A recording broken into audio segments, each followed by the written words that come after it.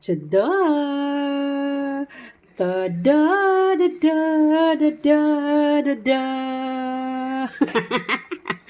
Ayan, nabuhay na uli ang kanta ni Kamaria. Ayan, time check is already 6:37. Ayan, naggata ako ng yellowfin. May kalabasa, malunggay at sitaw. Ayan, ipapakain natin yan sa ating mga chikiting. Ayan, kailangan ko silang pakainin ng maraming mga gulay. Kailangan nila ng gulay ngayon. Kasi si Sibi, 2 days siya sumakit ang tiyan. So, ang advice ng doktor ay kakain siya ng mga gulay, yung mga madahon. So, ito pwede na ito kalabasa. At meron naman siyang malunggay. Oh. Masarap na naman ang ating ulam for tonight video. Mga Kamaria, bye! Thank you for watching.